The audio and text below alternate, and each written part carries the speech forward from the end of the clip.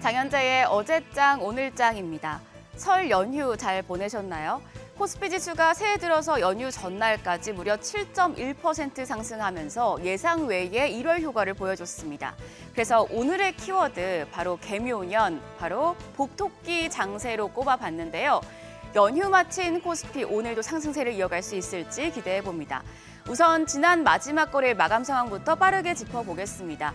양지수 모두 상승 마감했습니다. 코스피가 2,400선을 다시 한번 눈앞에 둔 상황인데요. 0.63% 오르면서 2,395.26의 장을 마쳤고요.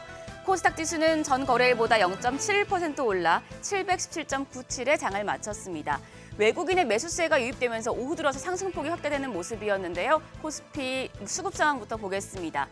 유가증권시장에서는 외국인이 이날까지 8거래일 연속 순매수했습니다. 2,310억 원 매수 우위였고요. 여기에 기관도 매수세를 보이면서 코스피 상승에 힘을 보탰습니다. 83억 원 매수 우위, 반면에 개인이 2,453억 원 매도 우위를 보였습니다. 코스닥 시장에서는 외국인과 기관 동반 매수 후이 역시나 보였습니다. 외국인이 56억 원, 기관이 454억 원 매수했고요. 반면에 개인이 324억 원 순매도했습니다. 업종별로 보면 이날 건설과 통신장비, 그리고 호텔과 레스토랑, 레저, 항공업종이 강세를 나타냈습니다. 건설업종은 정부가 제2의 중동붐을 일으키기 위해 2차 수주 지원단을 중동에 파견했다는 소식에 상승했습니다. 원희룡 국토부 장관이 24일부터 26일까지 원팀 코리아 수주 지원단을 이끌고 사우디와 이라크, 카타르를 방문할 예정입니다. 올해 들어서 건설주, 윤석열 정부 정책 수혜주로 분류되면서 강세를 보이고 있는데요. 자, 한번 표를 보시겠습니다. 연초의 등락률을 보시면 건설주 연초 등락률, GS건설이 12.7%, 대우건설이 11.12%, 현대건설이 10.6%로 세 종목 모두 연초에 10% 넘는 상승세를 나타내고 있습니다. 한편 통신장비 업종은 삼성전자가 일본의 이동통신 사업자 KDDI와 5G 네트워크 슬라이싱 기술 검증에 성공했다는 소식에 상승했는데요. 이 기술은 물리적인 이동통신망을 다수의 독립된 가상 네트워크로 나누는 것인데 이를 통해서 다양한 통신을 제공할 수 있어서 앞으로 5G 대중화가 더욱더 빨라질 것으로 전망됩니다. 그리고 호텔과 레스토랑, 레저, 항공주 등 리오프닝 관련주도 강세를 이어갔습니다. 오는 30일부터 실내 마스크 해제 조치가 시행이 되면 이 두 업종과 또 화장품 업종 등 관련주들이 또 한 번 수혜를 받을 것으로 기대되고 있습니다. 환율 보겠습니다. 원달러 환율은 전 거래일보다 3원 40전 오른 1,230원 50전의 장을 마쳤습니다.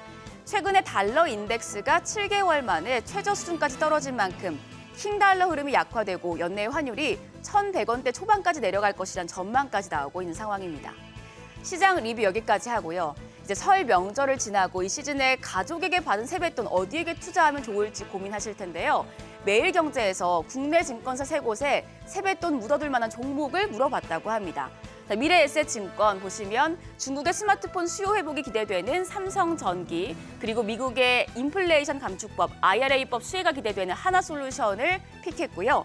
한국투자증권은 자사주 소각 등 주주 환원 정책 기대감이 부각되고 있는 신한지주와 또 신작 출시 기대감이 부각되고 있는 NC소프트를 픽했습니다. 또 NH투자증권입니다. 메모리 감산 가능성이 있는 삼성전자, 그리고 다양한 성장 사업 기대감이 있는 카카오를 꼽았습니다. 이 부분 참고해 주시면 좋을 것 같고요. 국내 증시가 휴장한 동안 나온 증권사 리포트도 하나 보겠습니다.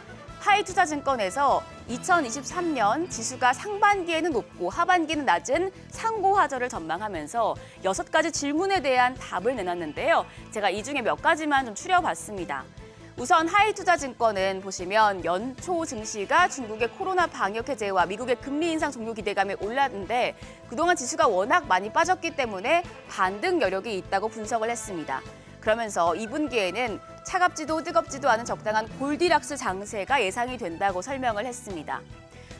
넘겨보셔서 코스피가 2,500에서 2,550포인트까지 오를 수 있는데 시장 하반기에 대한 자신감이 얼마나 있는지 그 정도가 상반기의 반등폭을 정할 수 있다고 봤습니다. 눈여겨볼 섹터로는요, 바로 중국 수혜 기대감이 있는 업종, 그리고 성장주 중에서는 메타버스나 로봇, AI 같은 중소형 성장주, 그리고 삼성전자나 SK하이닉 같은 반도체 대형주를 꼽았습니다. 기업들이 미래, 앞으로 경영 환경에 얼마나 자신감이 있는지도 긍정적일지 중요한 포인트인데요. 이번 주부터 본격적인 실적 시즌에 돌입하죠. 연초부터 진행되어 온 1월 휴가가 계속될지 투자자들의 관심이 쏠리고 있는데 국내 증시 휴장 기간 동안 미국 증시에서 기술주들이 폭등하면서 증시 상승 기대감이 커진더라 이 기업들의 실적이 상반기 증시를 가늠할 체크 포인트가 되겠습니다. 일단 이번 주에 공개되는 일정만 가져와 봤습니다. 25일에 LG이노텍과 삼성전기 실적 예상돼 있고요. 26일에 현대차와 삼성 SDS, 에코프로그램 실적 발표가 예정돼 있습니다.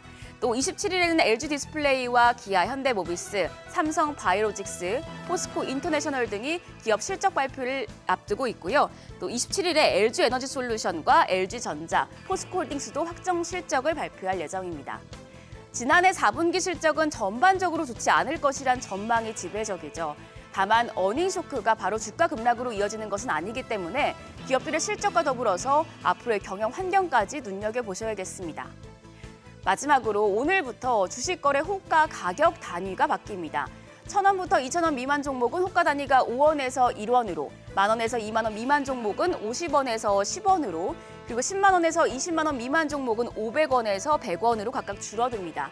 그래서 예를 들면 현대자동차 주식이 기존에는 500원 단위로 거래됐었는데 오늘부터는 100원 단위로 거래를 할 수 있게 됩니다. 한국거래소는 제도를 단순화하고 거래 비용을 줄이는 효과를 낼 것으로 기대를 하고 있는데요. 다만 개인 투자자들 사이에서는 기관이 낮아진 호가에 촘촘하게 매물대를 쌓으면 주가 상승이 어려워져서 개인 투자자 영향력이 줄어든다는 우려도 나오고 있습니다. 오늘 호가 단위가 13년 만에 바뀌는 만큼 이 부분이 개인과 외국인, 기관 수급 공방에 영향을 줄지 보셔야겠습니다. 그럼 오늘도 국내 증시 개장은 머니쇼와 함께 하시죠. 지금까지 어제장 오늘장이었습니다.